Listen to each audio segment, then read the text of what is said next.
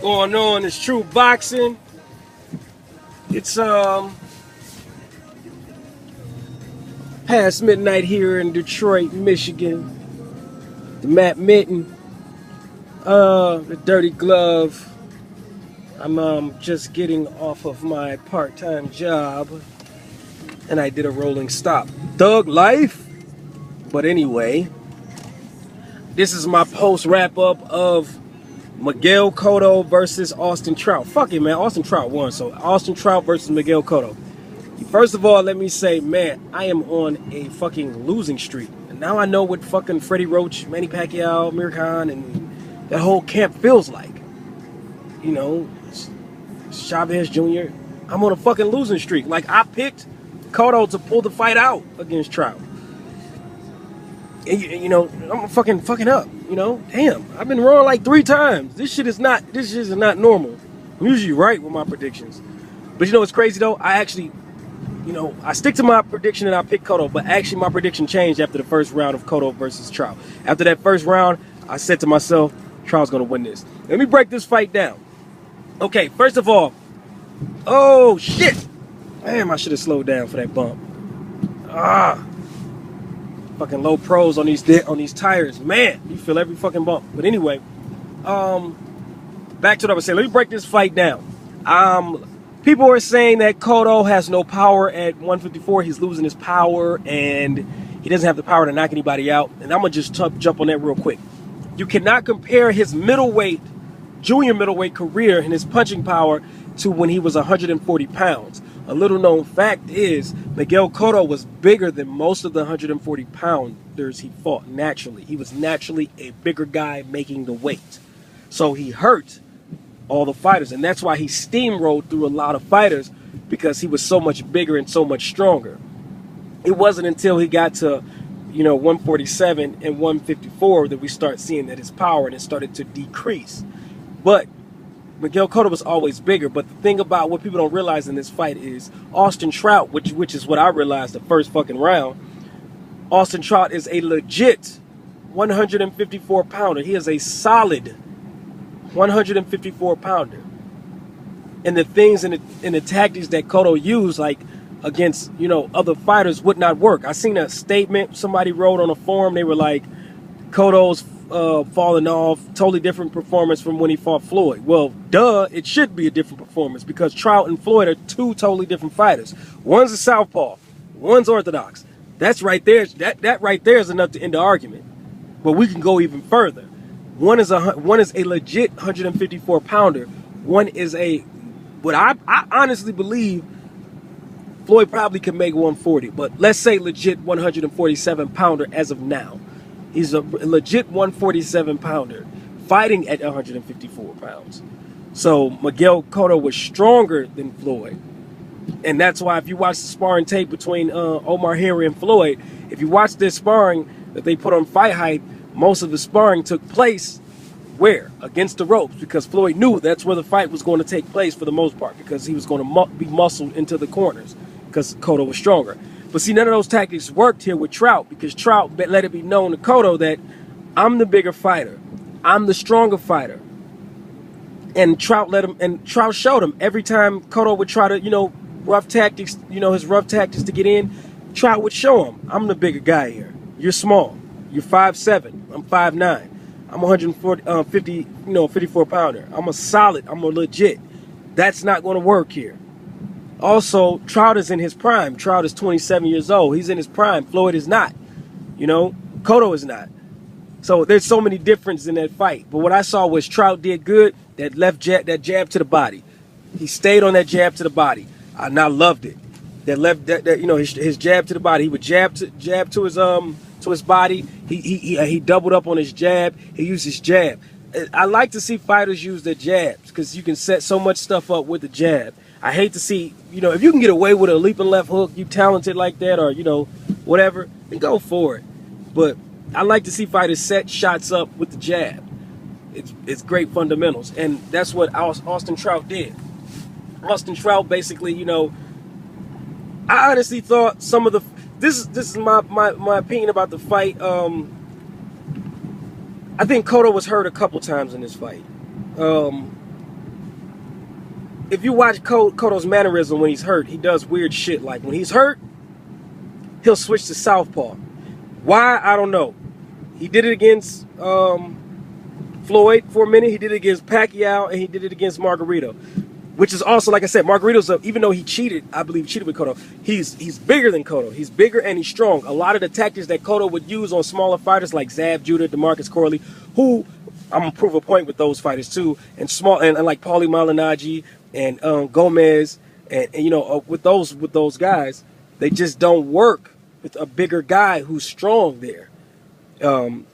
I personally believe Cotto, you know, like people say that Mayweather has the issue with southpaws. I personally believe Mayweather has an issue with inverted southpaws. Southpaws who lead hand is their strong hand, i.e. Oscar, Cotto. I believe Cotto has the issue with southpaws.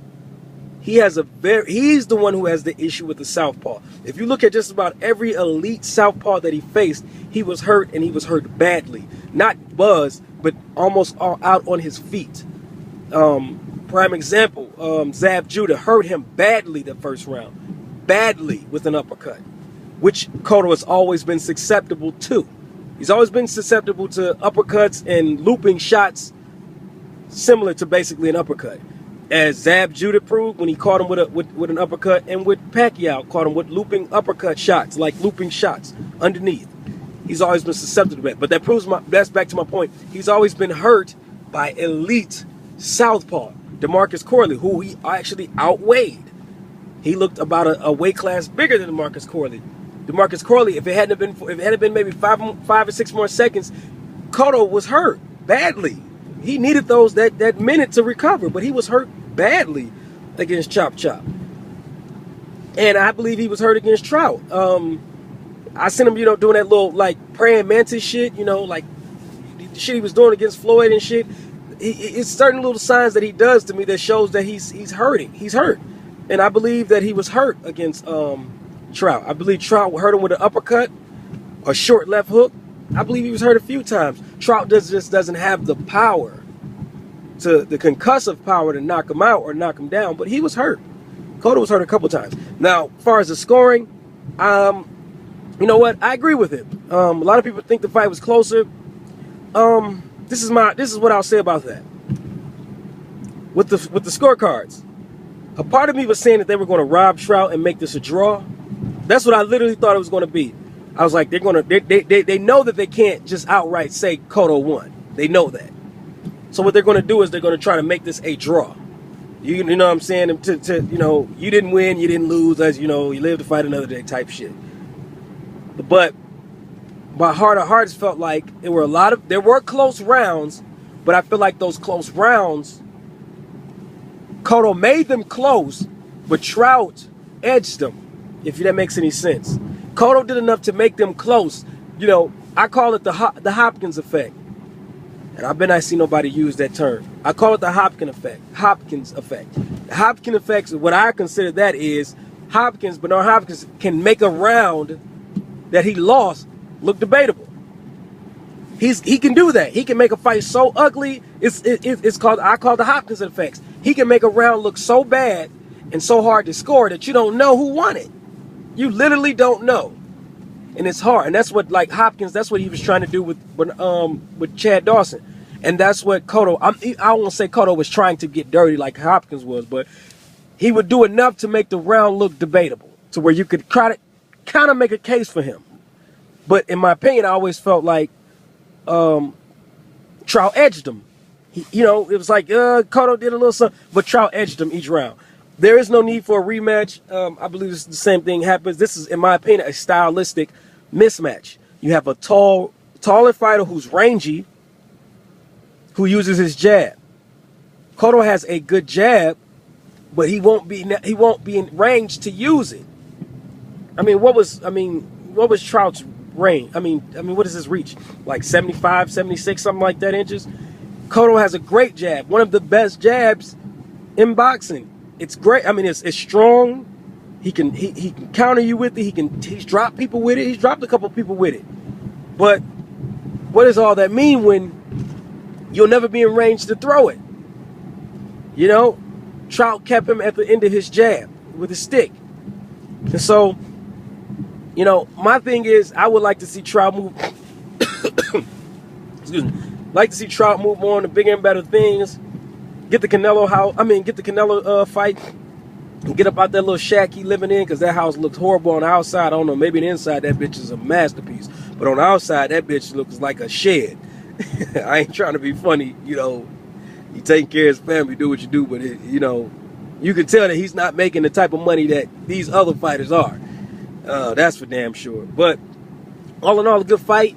Canelo won't fight Trout. Canelo only fights small. He fights fighters that were welterweights. He fights like Gomez or some shit like that, and Matthew Hatton. He's not going to fight. You know, I think Canelo is a good fighter, but he hasn't fought the fighters to be. He hasn't proven himself. To me, he's like a good fighter fighting okay and bad fighters. Like Matthew Hatton, really, he's a welterweight and not even a good one at that. Like he's like really, you get what I'm saying? So like, I don't believe he'll fight Austin Trout. They're under the same management. That fight doesn't make sense because Canelo's a huge star and they want to keep him a star, so they're not going to fight him. I truly believe I can see a Canelo and Cotto fight happening. As a matter of fact, and this is where I think this shit is going, I could actually see a Floyd versus Guerrero and a Cotto versus Canelo fight on the same card. I can actually see that. Now it makes sense because Canelo, see, if Cotto had a won, I think they could have advertised. Damn, I'm stopping at a green light. The fuck I'm doing? If Canelo had a won, Cotto could have won. They could have advertised him versus Canelo on a pay-per-view. It would have made sense, made dollars. But Cotto lost. Canelo has never been on pay-per-view as far as a headliner, so that won't work.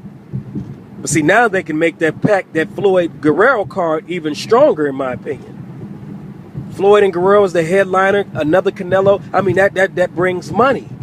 So I can see that happening now. So you heard it first. Don't be surprised if you see Floyd versus Guerrero headlining with the Canelo versus Cotto as the undercard. Don't be surprised. True Boxing, rate, comment, subscribe, bitches.